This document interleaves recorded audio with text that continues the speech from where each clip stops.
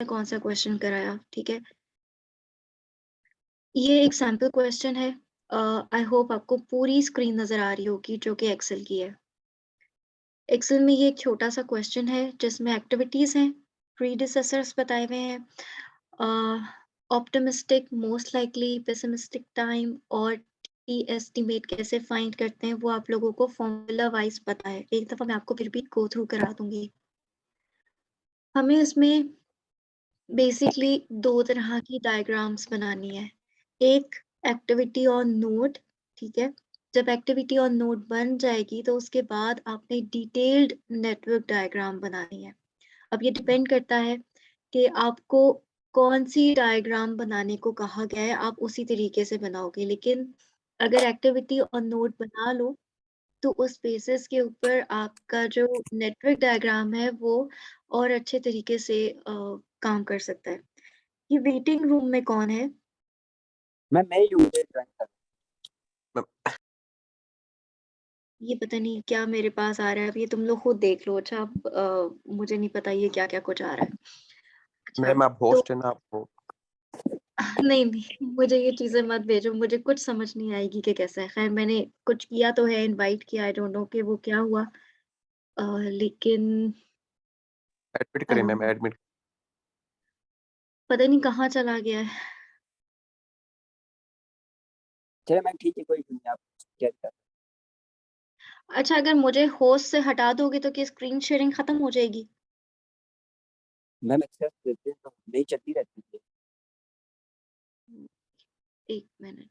नहीं, मेरे मुझे ये भी नहीं पता कि इसको देखना कहाँ से है। बस ठीक है मैम, आप कंटिन्यू करें मैम। अच्छा, इसमें ये एक इंफॉर्मेशन है, ठीक है। हम पहले एक्टिविटी और नोट की बात करते हैं जो कि आपने लास्ट टाइम भी बनाई थी शायद, अगर आपको याद हो थोड़ा सा। ये एक्टिविटी और नोट की डायग्राम है, ठीक है। उस डाटा के लिहाज से आपके पास एक्टिविटी प्रीडिसेसर्स हो तो आप ये इंफॉर्मेशन बना सकते हो। हमने क्लास में एक ऐसी डायग्राम यूज की थी जिसमें मोर देन वन स्टार्टिंग नोड्स थे, ठीक है। ये स्टार्टिंग नोड होता है, फर्स्ट वाला।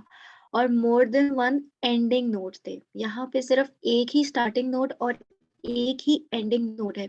इसलिए यहाँ पे हमने ना स्टार्ट यूज किया है और ना ही एंड यूज किया है। फिर भी आपको एक सैंपल के तौर पे मैं क्वेश्चन दिखा दूंगी। ये क्वेश्चन देख लीजिएगा, ठीक है, अपने पास नोट कर लीजिएगा। ये इंफॉर्मेशन है एक्टिविटी प्रीडिसेसर की, ठीक है। आपने यहाँ पे टी एस्टिमेट फाइंड करना है जो कि क्या है, आपका फॉर्मूला आता है optimistic time plus most 4 multiplied by most likely plus pessimistic time divided by 6। ये नीचे आपको फॉर्मूला गिवन है और मैंने आपको उसके साथ साथ फॉर्मूला लिखवा भी दिया था। तो वो फॉर्मूला आप याद कर लीजिएगा और इजीली आप इसको कर सकते हो।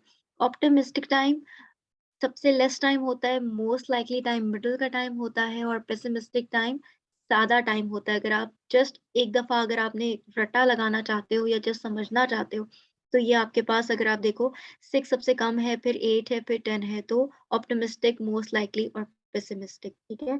इस तरीके से आप इसको देख सकते हो स्टिल, ताकि आपको फॉर्मूले के अंदर डालने में भी मुश्किल ना हो। अब इसके लिहाज से हमारे पास एक्टिविटी पहली ए है जिसका कोई प्रीडिसेसर नहीं है, इसलिए यहाँ पे हमने ए एज स्टार्टिंग नोड लिया है, ठीक है। क्योंकि हम एक्टिविटी और नोड बना रहे हैं तो हर एक्टिविटी को हम एक नोड के अंदर लिखेंगे। जो सर्कल्स हैं वो नोड कहलाते हैं और इन सर्कल्स को कनेक्ट किया जाता है विद एन एरो। और ये एरो डालना जरूरी है, आपको लाइन की जरूरत नहीं है, लाइन में एरो नहीं होता, ठीक है। मेक श्योर कहीं पे भी आप इस एरो को मिस ना कर दो। इसके बाद अगर हम देखें तो क्योंकि हमने एक्टिविटी ए बना ली है, हम इस तरह से भी देख सकते हैं कि प्री डिसेसर में ए एक्टिविटी से कौन कौन से और एक्टिविटीज बन रही हैं। यहाँ पे सिर्फ एक ही ए है, ठीक है, जिससे हमारे पास बी एक्टिविटी आ रही है, इसलिए हमने ए टुवर्ड्स बी बना दिया, ठीक है। और इस तरह से हमारा पूरा जो नेटवर्क है वो बनेगा। यहाँ तक हमारा बी आ गया। यहाँ पे हम देख सकते हैं कि हमारे पास बी की कौन कौन सी एक्टिविटीज हैं जो कि हमारी एक्टिविटीज को बना रही हैं प्रीडिसेसर बेसिस पे। हमारे पास एक बी प्रीडिसेसर है, दूसरा प्रीडिसेसर है और तीसरा बी प्रीडिसेसर है। इसका मतलब यहाँ से हमारे पास तीन एक्टिविटीज बन रही है। पहले बी से सी बनेगा, हमने बी से सी बना दिया। दूसरा बी से ई बन रहा है, हमने यहाँ पे बी से ई बना लिया। तीसरा बी से जी बन रहा है, हमने बी से जी बना लिया। ये बहुत बेस्ट तरीका होता है कि आपका जो लास्ट नोड बना होता है आप उसको एज प्रीडिसेसर देखो और उससे आप अपने नोड्स को आगे फर्दर एक्सटेंड करो। इससे कंफ्यूजन्स नहीं आती और बहुत इजीली हमारा जो नेटवर्क डायग्राम है वो बन जाता है। इसके बाद सी, ई और जी हम एक-एक करके देख सकते हैं। सी यहाँ पे है टुवर्ड्स डी, ठीक है? एक ही है तो हमने सी से डी का नोड बना लिया। उसके बाद ई है, ई हमारे पास है टुवर्ड्स एफ, हमने ई से एफ का जो नोड है वो भी बना लिया। और उसके बाद अगर आप देखो हमने ये तकरीबन सारे बना लिए, हमारा लास्ट रह गया है डी, एफ और जी से आ रहा है। तो डी, एफ और जी से हमारा लास्ट नोड बनता है एच, वो हमने बना लिया। यहाँ पे स्टार्ट और एंड इसलिए यूज नहीं हुआ क्योंकि यहाँ पे हमारा जो स्टार्टिंग नोड है वो एक ही है और जो हमारा एंडिंग नोड है वो भी एक ही है, ठीक है? इस वजह से नहीं बनाया। अदरवाइज अगर एक से ज्यादा होते तो फिर हम स्टार्ट नोड भी बनाते और हम एक फिनिश नोड या एंड नोड, जिसको आप एंड भी कह सकते हो या फिनिश भी कह सकते हो, आप वो दोनों बना सकते हो। अच्छा जी, अब मैं इसको एडमिट करती जा रही हूँ क्योंकि कुछ-कुछ जो लोग हैं वो लेट आ रहे हैं, तो ये देख लीजिएगा। ये हमारा बन गया। अब मुझे ये बताओ एक्चुअली आपको कन्फ्यूज़न क्या आ रही है? मैंने ये आपको एक एक्टिविटी बना के दे दी है। कोई है पीछे क्लास? मैम ओवरलैप करी थी ना हमने, एक दो जो थे ना क्वेश्चन वो ओवरलैप कर रहे थे। ओके। मेरे साथ व्हाट्सएप के ऊपर जो ओवरलैप हो रही है उन्हें शेयर करना, उसके अंदर मिस्टेक बताना, मैं आपको वो चीज़ें बता दूँगी। फिलहाल मैं इसको एक जो कंटिन्यूएशन बेसिस के ऊपर है वो बता देती हूँ। पहली हमने एक्टिविटी ऑन नोड बना ली। अब जब हमारे पास एक्टिविटी ऑन नोड होती है तो हमें क्रिटिकल पाथ फाइंड करना है। क्रिटिकल पाथ फाइंड करने के लिए हमें ऑल पॉसिबल पाथ्स फाइंड करने हैं जो कि हमारे नेटवर्क में एग्जिस्ट करते हैं। यहाँ पे A B C D H है, A B E F H है और ए बी जी एच है। एक छोटा सा नेटवर्क है इसलिए यहाँ पे हमारे पास सिर्फ 3 ही पॉसिबल पाथ्स बनते हैं। अगर एक्टिविटी ऑन नोड है तो उसमें अ, जो क्रिटिकल पाथ बनता है वो ऑल पॉसिबल पाथ्स को आइडेंटिफाई करके बनता है, ठीक है? ये रहे आपके पास ऑल पॉसिबल पाथ्स। यहाँ पे हमने टी एस्टिमेट फाइंड कर लिया, ठीक है? टी एस्टिमेट के बेसिस पे मैंने यहाँ पे ये नंबर्स लिखे हुए, यहाँ पे भी शो नहीं हो रहा क्योंकि यहाँ पे मैंने फिलहाल कैलकुलेशंस नहीं की, ठीक है? तो आप कैलकुलेशंस कर लीजिएगा और उसके बाद ये वैल्यूज़ लिख दीजिएगा और इसको जब आप टोटल करेंगे तो आपके पास 3 पॉसिबल पाथ्स में एक 34 डेज़ बन रहा होगा, तो एक 41 डेज़ बन रहा होगा और एक 36 डेज़ बन रहा होगा। अकॉर्डिंग टू द थ्योरी जो कि हमने पढ़ी है कि जो पाथ सबसे लॉन्गेस्ट होता है वो हमारा क्रिटिकल पाथ कहलाता है और उसी क्रिटिकल पाथ से हम आइडेंटिफाई कर सकते हैं कि हमारा जो एस्टिमेटेड टोटल कंप्लीशन टाइम इस प्रोजेक्ट का क्या होगा, वो हमारा 41 डेज है। तो हमने ऑल पॉसिबल पाथ्स निकालने के बाद दो चीजें फाइंड की, एक क्रिटिकल पाथ और एक टोटल कंप्लीशन टाइम, ठीक है? अब जब आप क्रिटिकल पाथ फाइंड करते हो तो उसमें आप आइडेंटिफाई कर सकते हो कि आपके इस नेटवर्क में कौन से क्रिटिकल एक्टिविटीज हैं, कौन सी नॉन क्रिटिकल एक्टिविटीज हैं। क्रिटिकल एक्टिविटीज़ वो है जो कि आपके क्रिटिकल पाथ में होती है और उसके अलावा जितनी भी एक्टिविटीज़ रह जाती हैं, वो आपकी नॉन क्रिटिकल एक्टिविटीज़ हैं। अगर आप देखो क्योंकि आपने इसको हाइलाइट मैंने यहाँ पे किया हुआ है, मैं थोड़ा-सा इसको ऊपर करके थोड़ा-सा बड़ा कर देती हूँ, ताकि आपको क्लियरली नज़र आए। तो इसमें हमारे पास activity A, activity B, E, F और एच, ये जो हमारे पास 5 एक्टिविटीज़ हैं, ये क्रिटिकल एक्टिविटीज़ कहलाती हैं। इसके अलावा जितनी भी एक्टिविटीज़ रह गई हैं, वो नॉन क्रिटिकल एक्टिविटीज़ हैं। अब मैं थोड़ा-सा छोटा करके यहाँ पे आपको दिखाती हूँ। अब देखिए अब हमने जब यहाँ पे क्रिटिकल पाथ हाइलाइट किया है तो हमें यहाँ पे इस पाथ को भी हाइलाइट करना होगा। मैं इसके कलर्स चेंज कर देती हूँ, लेट्स सपोज कि मैं इसको ग्रीन कर देती हूँ। आप इसको दूसरे कलर से भी शो कर सकते हैं। प्लीज काइंडली अपनी पेंसिल्स, रबर, रूलर, शार्पनर अगर कोई कलर पेंसिल आपको चाहिए तो वो आप अपनी अपनी लाइएगा, प्लीज नो शेयरिंग। अगर कैलकुलेटर भी लाते हो, कैलकुलेटर की जरूरत नहीं पड़ेगी, you can count by your fingers, आप उसको इजीली ले कर सकते हो, लेकिन प्लीज नो शेयरिंग, इस चीज का ख्याल करिएगा। अच्छा जी, बी के बाद ई है, ठीक है, बी के बाद ई है, हम इसको भी हाईलाइट कर लेते हैं। इसके बाद हमारे पास एफ है, एफ को भी हाईलाइट कर लेते हैं क्योंकि हमने इस बेसिकली इस क्रिटिकल पाथ को शो करना है, इसलिए हम इसके कलर्स को यहाँ पे चेंज करें। And then we have eight, ठीक है, तो इसका भी पाथ हमने हाईलाइट कर दिया। तो अगर आप देखिए अब इस नेटवर्क में जो कि हाईलाइट पाथ है वो आपको शो कर रहा है, ये आपका क्रिटिकल पाथ है, ठीक है। आपको ये भी कहा जा सकता है कि आपने नेटवर्क में पाथ को, क्रिटिकल पाथ को हाईलाइट करना है, तो उसके लिए आपको पॉसिबल पाथ पहले निकालने होंगे, उसके बाद हाईलाइट, उसके अंदर से आपको पता लगेगा, फिर आप इसको इजीली हाईलाइट कर सकते हो। अब अगर जो हाईलाइटेड है ये आपके क्रिटिकल एक्टिविटीज हैं, और सी, डी और जी ये हाईलाइटेड नहीं थे हमारे क्रिटिकल पाथ में, इसलिए ये जो 3 एक्टिविटीज रह गई हैं ये आपकी नॉन क्रिटिकल एक्टिविटीज हैं। क्रिटिकल एक्टिविटीज का मतलब है आप एक्टिविटीज को डिले नहीं कर सकते, ठीक है, और नॉन क्रिटिकल एक्टिविटीज का मतलब है कि आप इन्हें डिले कर सकते हो, मगर वो भी हमने कैलकुलेशन से लास्ट क्लास में देखा था, अब जो हमारी हुई थी ऑन कैंपस, कि वो हमारे कितने डिले हो सकते हैं, ठीक है, लेकिन यहाँ पे अभी हमें ये नहीं पता कि वो कितना टाइम डिले कर सकता है, मगर इतना पता है कि वो एक्टिविटीज जो क्रिटिकल पाथ पे नहीं है वो नॉन क्रिटिकल एक्टिविटीज हैं, वो एक्टिविटीज जो क्रिटिकल पाथ पे हैं वो आपकी क्रिटिकल एक्टिविटीज हैं। ये आपकी फर्स्ट 2 इंफॉर्मेशन हैं जो कि एक्टिविटी ऑन नोट से आता है। सेकंड के ऊपर चलते हैं, नेटवर्क डायग्राम के ऊपर। हमारे पास जरा गौर से सुनिएगा, हमारे पास 2 तरीके हैं क्रिटिकल पाथ निकालने के, ठीक है। एक क्रिटिकल पाथ निकालने का तरीका क्या है, एक्टिविटी ऑन नोट बनाएं, ऑल पॉसिबल पाथ्स निकालें, ठीक है, और उसके बाद आप हाईलाइट करके बता सकते हैं कि आपका क्रिटिकल पाथ क्या है। सेकेंडली, हम नेटवर्क डायग्राम से बना सकते हैं कि हमारे पास क्रिटिकल पाथ कैसे निकलेगा, उसके लिए हमें कैलकुलेशंस करनी पड़ेंगी, ठीक है। तो दोनों का तरीकेकार थोड़ा सा डिफरेंट है मगर आंसर सेम आते हैं। नेटवर्क डायग्राम के लिए अगर आप यहाँ पे देखें, मैं आपको यहीं पे इस डायग्राम को दिखा रही हूँ क्योंकि मेरे पास सारी इंफॉर्मेशंस बनी हुई है इस वक्त, क्योंकि मैं पहले ऑनलाइन पढ़ाती थी, तो मैंने उस टाइम के ऊपर ये सारी चीजें डेवलप की थी, इसलिए आपके सामने वो सारी चीजें प्रिपेयर्ड है।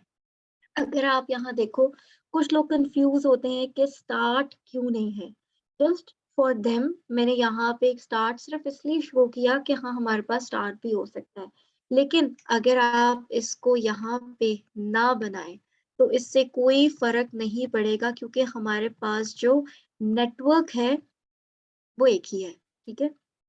यानी कि क्या कहते हैं, जो हमने बनाया है वो हमारे पास एक ही चीज है, इसलिए हम इसको बिल्कुल भी चेंज नहीं करेंगे। ये मैंने इसलिए डिलीट कर दिया ताकि आपको पता लगे कि उससे कोई फर्क नहीं पड़ता, आप बेशक इस वाले पार्ट को ना बनाइएगा।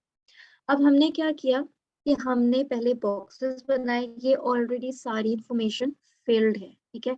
अगर आप कहते हो तो मैं इन सारी इंफॉर्मेशंस को हाइड कर देती हूँ ताकि हम इजीली इसको लेकिन ये सारे के सारे हाईलाइट हो जाएंगे, आई मीन क्लोज हो जाएंगे। तो मैं आप प्लीज काइंडली इसको खुद भी ट्राई करिएगा, लेकिन मैं इसके ऊपर से ज्यादा इंफॉर्मेशन अभी फिलहाल नहीं डिलीट करूंगी वरना सारा डाटा मेरा उड़ जाएगा।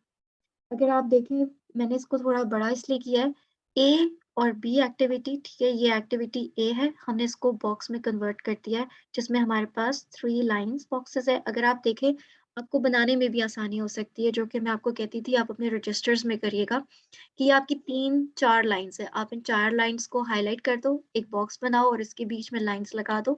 It would be very easy कि आप इन बॉक्सेस को बना सकते हो, ठीक है। इसलिए मैंने कहा कि आप 2 पेजेस लोगे और उसमें आप आगे तक एक्सटेंड करोगे, ये आपके लिए बहुत इजी हो सकता है, ठीक है, इसलिए साथ साथ आपको बता रही हूँ। एक्टिविटी ए, अब यहाँ से मैं क्योंकि इसको डायग्राम को शिफ्ट नहीं कर पा रही कॉपी पेस्ट करके, इसलिए ओके मैं ट्राई कर लेती हूँ, अगर मेरे से हो जाए तो लेट मी ट्राई। यहाँ पे अगर आ जाता, लेकिन ये ओवरलैप करेगा और बहुत सारी चीजें जो हैं हमारी यहाँ पे नहीं आएगा, क्योंकि हमारी बहुत सारी चीजें ओवरलैप हो जाएंगी। So let's take it here. इसको आप देख लीजिएगा। यहाँ पे अगर आप देखें, एक्टिविटी ए है, ठीक है, ये एक्टिविटी है, हमने यहाँ इसको एक्सपैंड करके बना दिया, ठीक है। ओके, मैं करती हूँ, इसको सारे को डिलीट कर देती हूँ ताकि आप लोगों को प्रॉब्लम्स ना हो। Let me do it like white कर देती हूँ ताकि इसकी इंफॉर्मेशंस भी रहें और आप लोगों को प्रॉब्लम्स ना हो, ठीक है, ऐसे कर देती हूँ। Right.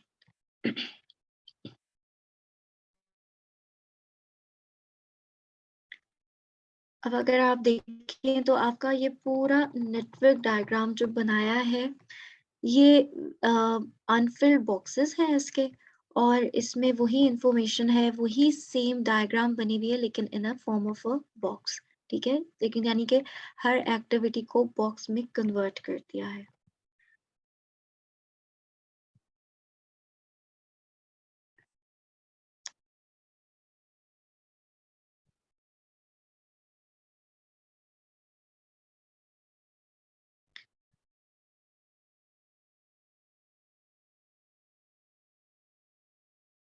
ओके, मैं फिलहाल एज को नहीं हटा रही, ठीक है। ये देख लीजिएगा। अब मैं थोड़ा सा आगे करती जाऊंगी ताकि नेटवर्क भी आपको नजर आ जाए और सारी इंफॉर्मेशन भी। अब एक्टिविटी ए और बी तो आपको नजर आ रही है, this is activity A and this is activity B according to this diagram.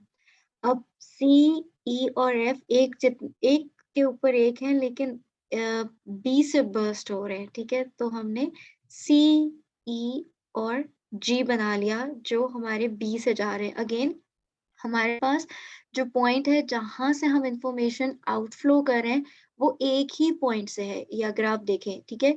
ना यहाँ से है, ना ऊपर से है, ना किसी और जगह से है, वो एक ही जगह से बर्स्ट हो रहे हैं और एक ही जगह पे वो कंबाइन हो रहे हैं, ठीक है। तो इस चीज का ख्याल करिएगा कि आप इधर उधर ना करें, वरना आपको रीड करने का मसला होगा, जो कि मैंने आपको लास्ट क्लास में भी बताया था। तो सी, ई, एफ एज इट इज हमने यहाँ पे ये बॉक्सेस बना दिए, डायग्राम सेम है, सिर्फ इंफॉर्मेशन को हमने एक्सपैंड किया। अब ये आपके पास डी और एफ आ गया। इसी तरह से हमने डी और एफ, सी और ई रिस्पेक्टिवली से हमने ज्वाइन किया हुआ है, ठीक है। और जो आपके पास बी, एफ और जी है, वो कनेक्ट होके एच की तरफ लेके जा रहे हैं। सो हियर इज एच, ठीक है। जस्ट फॉर योर इन्फॉर्मेशन, मैंने फिनिश बटन यहाँ पे फिनिश जो हमारे पास था बॉक्स, वो मैंने रखा है। लेकिन अगर आप कंफ्यूज हो तो बेशक आप इसको निकाल सकते हो, ठीक है, क्योंकि यहाँ पे हमने फर्स्ट वाली इंफॉर्मेशन में भी नहीं बनाया था। अब इसके अंदर इंफॉर्मेशन कैसे आएंगी? अब हमारे पास ए की जो ड्यूरेशन है वो हमें पता है कि ए इज ऑफ ब्लैक करके इसको 8 ड्यूरेशन, ठीक है। आपने टी एस्टिमेट से फाइंड किया। ये काइंडली इसको कैलकुलेट लाजमी कर लीजिएगा, ठीक है।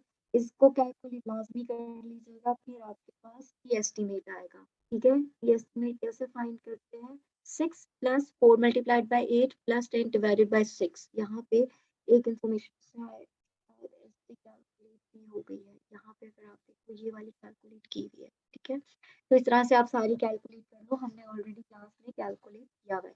मेरे पास जब वो एस्टिमेट आ गया है, तो इसके अंदर डायरेक्टली इंफॉर्मेशन मैंने डाल दी। ये आपके पास डायरेक्टली इंफॉर्मेशन आ गई। ये आपने सबसे पहले क्या किया, हर एक्टिविटी के साथ उसकी ड्यूरेशन कर दी, क्योंकि हमारे पास हर बॉक्स क्या है, early start, duration is middle में, और अर्ली फिनिश, और उसके बाद लेट स्टार्ट, स्लैक और लेट फिनिश, ठीक है। और अभी हमारे पास सिर्फ फर्स्ट इंफॉर्मेशन जो है वो ड्यूरेशन की है, इसलिए सबसे पहले हम क्या करेंगे, सारे बॉक्सेस को बना के हम इसके अंदर ड्यूरेशन डाल देंगे। तो मैं यहाँ पे इसकी ड्यूरेशंस को फिल कर रही हूँ ताकि आपके पास जो बेसिक इंफॉर्मेशन है वो आ जाए, ठीक है। इसके बाद हम पहले फॉरवर्ड पास लेके जाएंगे ताकि हमारी ऊपर वाली इंफॉर्मेशन हो जाए, और उसके बाद हम बैकवर्ड पास पे जाएंगे जिसमें हमारी जो नीचे वाली इंफॉर्मेशन है वो फिल होगी। फॉरवर्ड पास के लिए अगर आप देखो, एक्टिविटी ए से पहले कोई भी ऐसी इंफॉर्मेशन नहीं है जो कि इसके साथ कनेक्टेड है, क्योंकि ये फर्स्ट एक्टिविटी है, इसलिए हम इसके अंदर जो हमारी अर्ली स्टार्ट है उसे हम 0 लेंगे। लेकिन इस इंफॉर्मेशन को क्लियर करने के लिए मैंने इस इंफॉर्मेशन को क्लियर करने के लिए यहाँ पे स्टार्ट बॉक्स डाला था ताकि आपकी वो इंफॉर्मेशन क्लियर हो जाए। जी नुमान, आप कह रहे हैं आपका हैंड रेज है, अगर नहीं नहीं हो मैम, रहा नहीं, तो वो सॉरी, वो गलती से हो गया था मैम। ओके, ठीक है जी।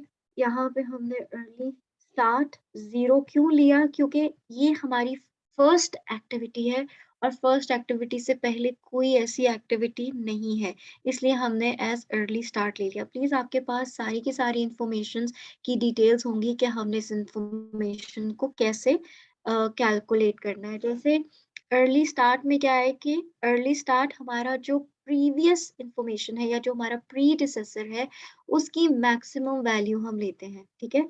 यानी जो हमारा प्रीडिसेसर है, जो उसकी जो अर्ली फिनिश की मैक्सिमम वैल्यू लेते हैं, जो ये वाली वैल्यू होती है, मगर इससे पहले कुछ नहीं है, इसलिए हमने डायरेक्टली यहाँ पे 0 लिख दिया है, ठीक है? मैंने आपको प्रॉपरली क्लास के अंदर फॉर्मूले के साथ वो लिखवाया था। अब यहाँ पे हमने क्या करना है, अर्ली फिनिश है, early finish is early start plus duration, तो यहाँ पे हमारे पास ड्यूरेशन वुड बी 8। अब अर्ली स्टार्ट जो मैंने आपको बताया था, हमारा जो प्रीडिसेसर है उसकी maximum value of early finish, ये हमारी maximum value of early finish क्यों है? क्योंकि कभी ऐसा होता है कि we have more than one predecessors, तो अगर मोर देन वन प्रीडिसेसर्स होंगे तो उसमें जो भी मैक्सिमम वैल्यू होगी वो हम लेंगे, ठीक है? वो बेसिकली अभी हमारे पास ये सिचुएशन एज में आ रही है, तो वो हम एज में देखेंगे। अभी हमारे पास एक ही इंफॉर्मेशन है, तो यही 8 जो इंफॉर्मेशन है ये हमारी अर्ली स्टार्ट में बन जाएगी, हम इसे 8 लिखेंगे। Early finish would be early start plus duration, यानी 8 प्लस 8 ये हमारे पास आ जाएगा 16, ठीक है? अब हमारे पास सी का प्रीडिसेसर क्या है? बी, जिसकी अर्ली फिनिश है 16, इसलिए हमारे पास अर्ली स्टार्ट भी 16 आ जाएगा। इसी तरह से हमारे पास ई का भी 16 आ जाएगा और इसी तरह से हमारे पास जो एक और एक्टिविटी है जी, उसका भी 16 आ जाएगा। मैंने सिर्फ ये इंफॉर्मेशन इसलिए फिल की है ताकि आपको वो कंफ्यूजन ना रहे। मैंने एक एक करके अभी नहीं किया, इसके बाद मैं एक एक करके करूंगी। अब ई को फिनिश कर लेते हैं। हमारे पास अर्ली फिनिश क्या होगा? अर्ली स्टार्ट प्लस ड्यूरेशन यानी 19। हमारे पास ई का अर्ली फिनिश क्या होगा? 16 प्लस 6, जो हमारे पास 22 आ जाएगा और हमारे पास यहाँ पे जी का जो इंफॉर्मेशन है वो 26 आ जाएगा, ठीक है? इस तरह से हमारी ये वैल्यू कैलकुलेट होगी। अब डी में क्योंकि हमारे पास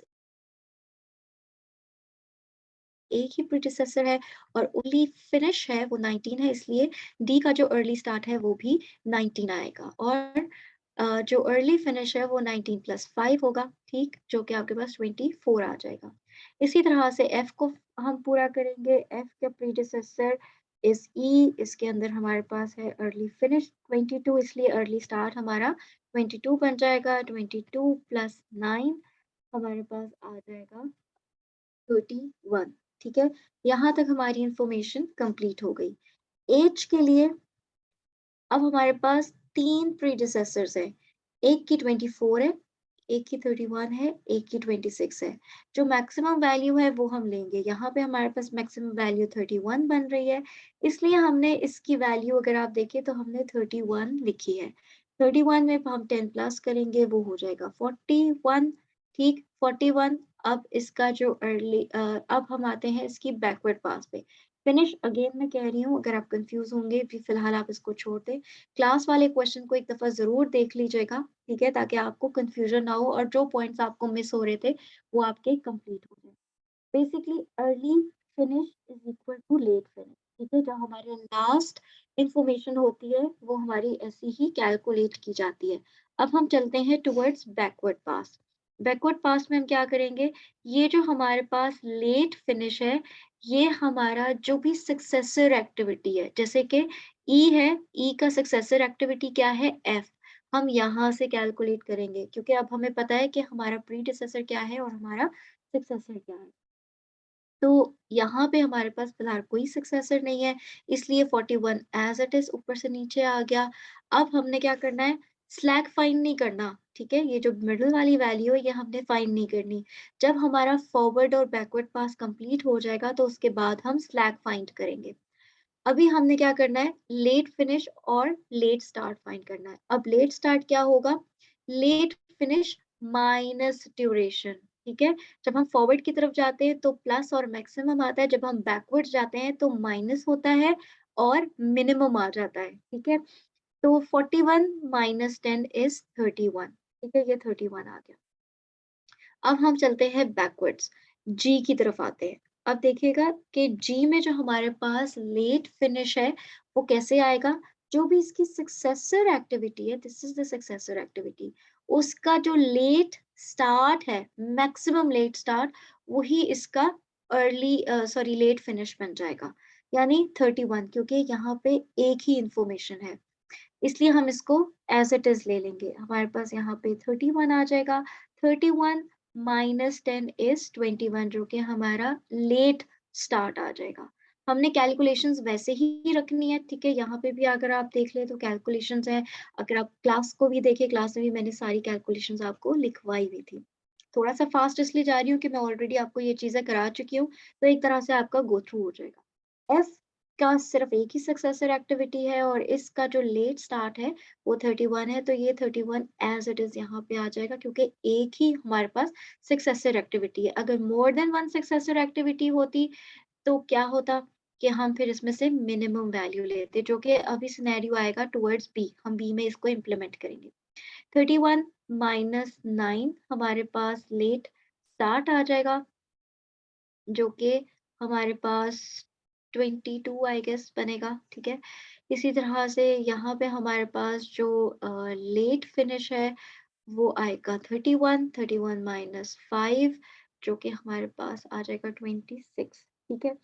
इसी तरह से हमने सारी इंफॉर्मेशन करनी है। सी का इसके अंदर हमारे पास 26 आ जाएगा, क्योंकि इसका प्रीडिसेसर डी है, प्रीडिसेसर का जो लेट स्टार्ट है वो 26 है, इसलिए हमने यहाँ 26 लिखा, क्योंकि सक्सेसर एक ही है। 26 माइनस 3 इज 23, ठीक है।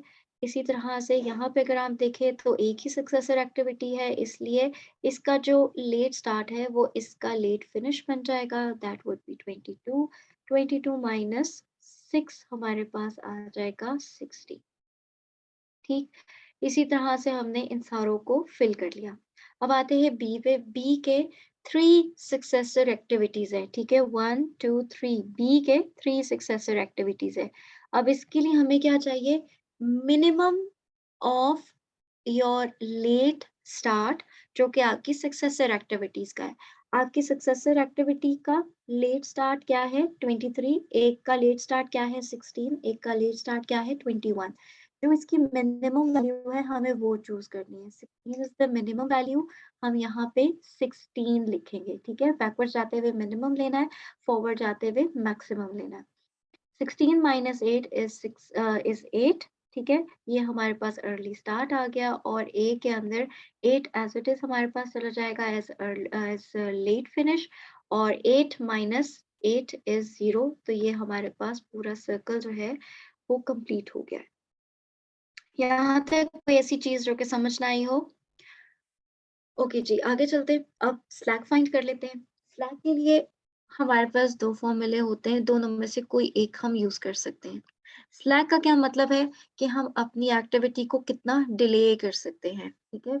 यहाँ पे हम स्लैक की हेल्प से फाइंड करेंगे कि हमारी क्रिटिकल एक्टिविटीज कौन सी हैं, और वो क्रिटिकल एक्टिविटीज ज्वाइन करने के बाद हमें पता लगेगा कि हमारा क्रिटिकल पाथ क्या है। स्लैक में क्या है, late finish minus early finish, यानी this is your late finish, this is your early finish, इन दोनों को माइनस करो, या फिर late start minus early start को फाइंड करो।